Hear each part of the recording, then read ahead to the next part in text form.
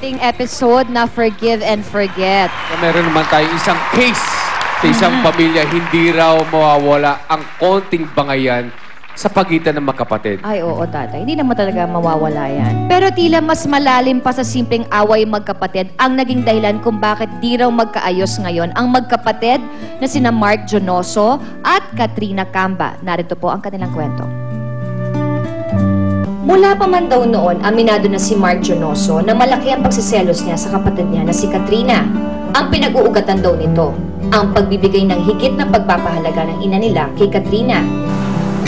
May konting parang selos na gano'n. Pero maganda naman po yung plano ko. Pag nakatapos po ako, siya naman po yung pag-aaralin ko. Eh hindi niya naman po siguro na naiintindihan.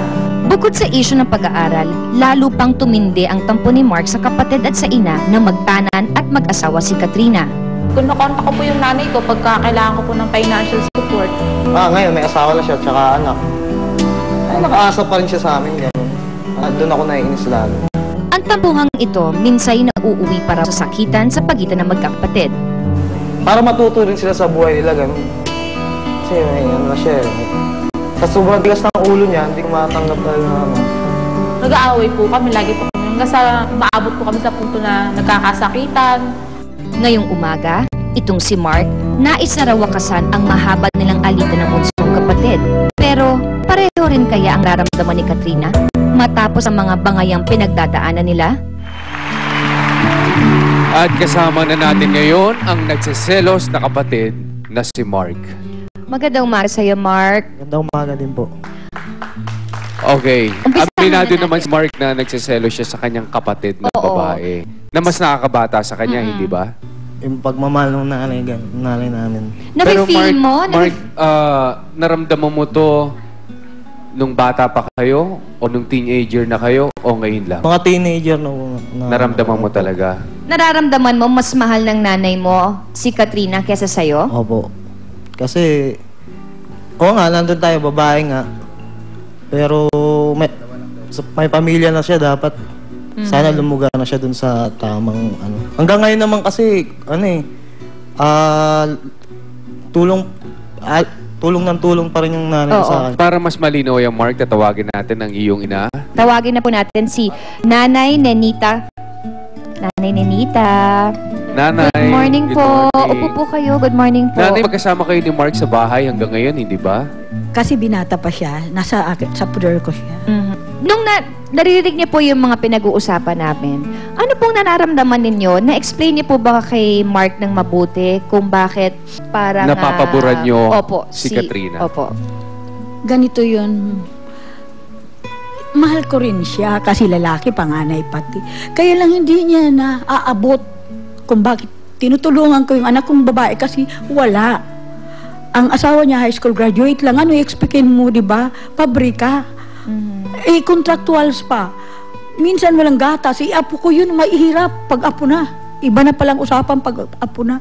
Kasi ayaw ko dun sa asawa talaga dahil ang anak ko nga nag-nursing student eh.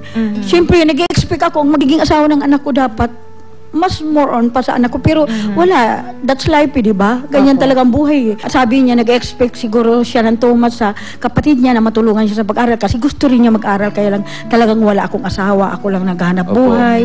Kung ano-ano, nagtitinda ako sa bangketa. Kung ano-anong ginagawa ko. Nandiyan si Mark sa harapan ninyo. Pakisabi nga sa kanya sa yung puso mo kung gaano siya, kung gaano niyo po kamahal si Mark. Alam mo na, kahit wala kayong papa, pareho ko kayong mahal. Kaya lang, hindi mo naiintindihan ako. Alam ko, simula pa lang ng pagtulong ko sa kapatid mo, ayaw mo. Kaya lang, siyempre, binata ka eh. Nagtatrabaho ka naman. Binibilan din naman kita ng gusto mo eh. Kaso ang tigas lang talaga ng pag hindi mo talaga ako maintindihan. Mark, willing ka na bang makipag-ayos kay Katrina? Para po sa mama ko, tsaka para maayos na rin po, willing na po kung... Willing ka makipag-ayos kay Katrina? Tsaka para maputol na itong... yung alitan ninyo. Tsaka magpapasko na rin po naman kasi. Ngayon, titingnan natin kung sa pag-ikot ba nitong stage natin, kung Nandiyan si Katrina. nandiyan si Katrina o wala. So, let's see kung kaya na rin ba ni Katrina makipag-ayos na rin kay Mark. Malalaman natin lahat yan sa pababalik ng Love ni Mister. Love ni Mrs. Ibahagi ang himig ng Pasko sa Kapuso sa Pasko Caroling Competition Year 3. Open to all public elementary schools. Bumuo na ng isang grupo ng 12 to 20 students at magpasiklop sa pag-awit ng choral. Maghanda lang ng 7-minute performance medley ng Christmas carols at makipagtagisan sa eliminations ngayong December 3 and 4 sa Grand Lobby, The Stadia, Dagupan City upang mapabilang sa finals. Ano pang hinihintay ninyo? Deadline for application forms is on November 26.